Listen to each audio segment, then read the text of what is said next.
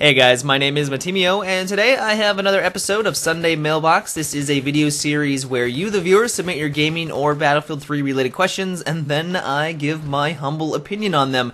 If you would like to submit your own question, you can do so by sending me a YouTube message with the title line Q&A, and it could be a topic for an upcoming episode. And the first question is, I would like to see bombs on the jets. It would give a whole new perspective on the game, and jets would be more effective against infantry. In Battlefield 1943, planes had bombs and I really liked it. What are your thoughts on this?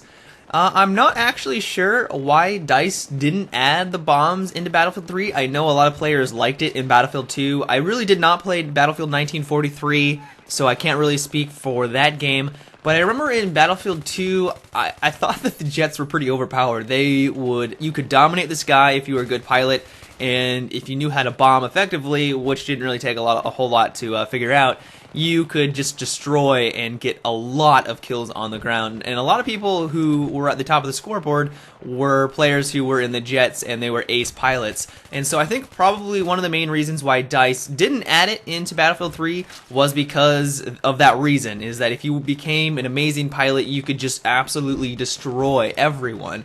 And I know right now that the jets are really only for taking out other jets and helicopters, and then every once in a while taking out tanks when you have that opportunity, you have that breathing room. And I like that dynamic. I think it's good, but I do know that a lot of people would like to take out infantry in the jets and be more effective against that type of those type of players. So I'm not exactly sure, like I said, why DICE hasn't added it into Battlefield 3, and maybe they'll add it into Battlefield 4. I'm not sure. I just maybe think that they thought it was a little too powerful in the previous titles, and so they didn't want to have it in Battlefield 3. The next question is, do you think that it is a bad move by DICE to advertise the Battlefield 4 beta already when people have only just bought premium and all the map packs aren't even out? No, I actually think that this is just effective marketing tactics. They've already gotten about 1 million plus people to buy Battlefield Premium, and I'm sure sales on Premium have dropped significantly, so now they want to advertise their next upcoming title, which is Medal of Honor, and they're going to incentivize Battlefield players to pick it up with the Battlefield 4 beta. And I think, while some people are a little annoyed by this, it's just marketing. They want people that normally wouldn't have picked up the game to try it out and buy it because, it's just more money in their pocket. And you really can't blame them for that. I mean, they're a business. They're going to want as much money as they can. They're going to want it for their investors and all that kind of stuff. And so I can see why they're doing it. But I can also see why people are upset. I mean, they just bought Battlefield Premium and all the DLCs haven't been released, and now there's talk of Battlefield 4, and it's like, hey, is Battlefield 3 just getting ignored now? Am I going to get just crap DLCs because they already have my money and they're focusing on Battlefield 4? I honestly don't think that's going to be the case. DICE and EA has a lot of developers working on different titles and focusing on different games, and so I know that's not going to be the case, but I can see why people would be a little upset by that. The final question for today is, I'm new to the Battlefield series with Battlefield 3, and I've been discovering a few interesting tricks. My question is whether using a recon class to place a spawn beacon behind enemy lines is a wrong thing to do. While I'm able to rack up plenty of kills and help burn tickets, I feel like this is almost like spawn camping. Is this method morally wrong?